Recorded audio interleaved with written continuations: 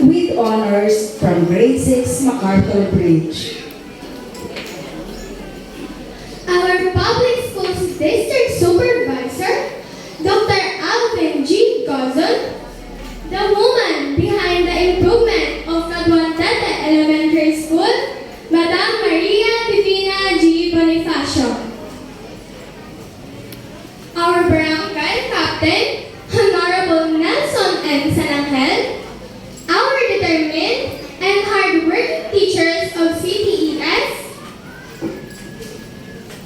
our distinguished guest of honor, engineer and registered nurse, Sir Brazil Season Cruz,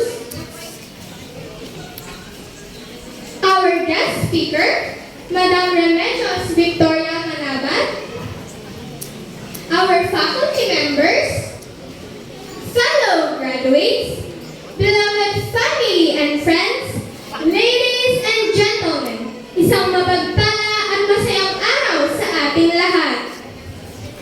On this momentous occasion, I stand before you with a heart brimming with gratitude and excitement as our Lord God allowed us to gather here to celebrate our achievements.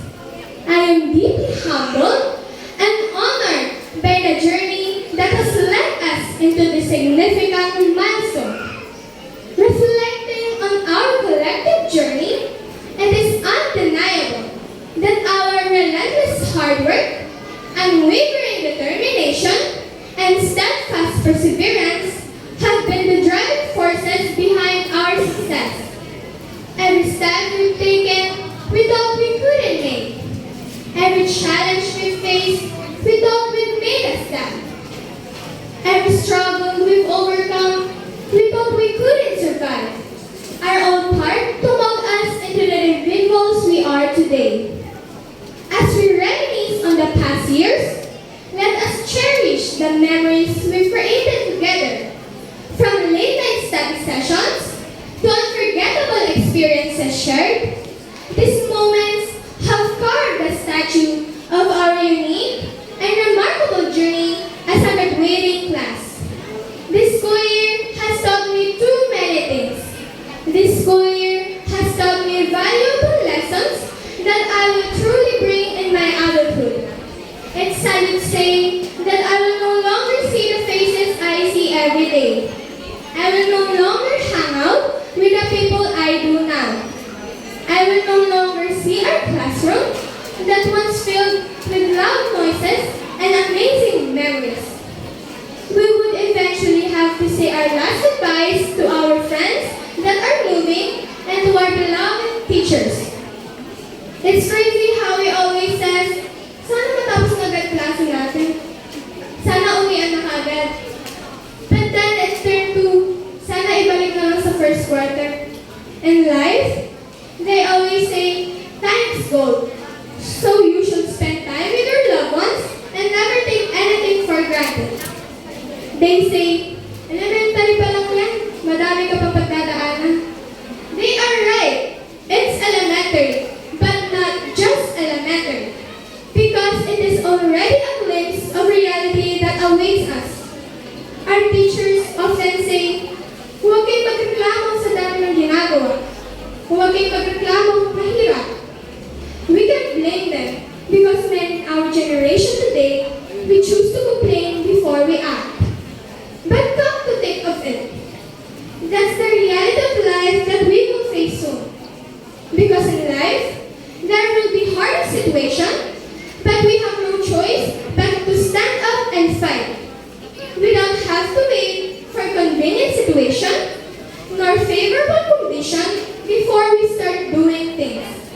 That's why I realized that throughout our academic pursuits, we have not only gained knowledge, but also nurtured holistically. The challenges we encountered along the way have been formidable, but through resilience and teamwork, we have emerged stronger and more determined than ever. Dear fellow graduates, let's promise to ourselves that we will be the generation that is trustworthy of the future, that we will not give up easily and will remain standing whatever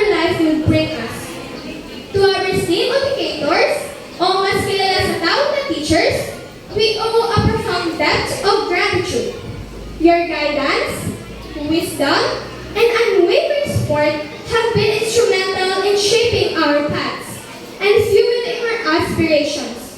Kahit gasgas na to, pero nais ko pa rin sabihin, kayo ang pangalawang magulang namin.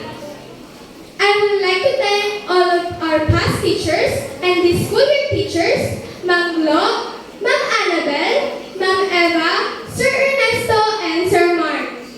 We thank them for all of their hard work and dedication they have shown in teaching. We appreciate the effort that they put into our learning experience. We are grateful for the knowledge and skills they have imparted on us. The guidance and encouragement they have given us have been instrumental in helping us to achieve high grades. We are grateful for all of their patience, kindness, sacrifices, care, and effort they have put into us helping to succeed. Thank you for being an amazing teacher. To my cherished family and friends, thank you for being my pillars of strength, unwavering sources of love and support. Your belief in me has been my greatest motivation. I would like to thank my parents and my grandparents. Mama, Papa, I hope this message finds you both happy. Thank you for all of your sacrifices, care, and unwavering support you have given to me. Lola Bong, Lola Beck, Lola Mirna, thank you for all of your kindness that you have also given to me. I love you all more than a word can express. To my friends out there who is always been there through my ups and downs, thank you for all the amazing and unforgettable memories that we've made. I'm grateful that I met all of you in this lifetime. Now that we need to walk in different paths, I wish you all the best. It is not the end, but it is the start of taking our own paths and journeys. Naway ang ating pagkakaibigan ay maging matatag hanggang sa ating pagtanda. Sana'y dumating ang araw na matupad natin ang ating mga pangarap. Above all, to our Almighty God, I was able to achieve what I have now. It's because of you, who generously gives me strength to live the life you have led. As we stand on the threshold of the future, let us embrace the infinite possibilities that lie ahead. Let us nurture our dreams, pursue our passions, and strive to make a positive impact on the world around us. Remember, learning is a lifelong journey, and our thirst for knowledge should never cease. Let us carry the lessons, memories, and friendships that we cultivated during our time here as we embark the next chapter of our lives. So, my fellow graduates,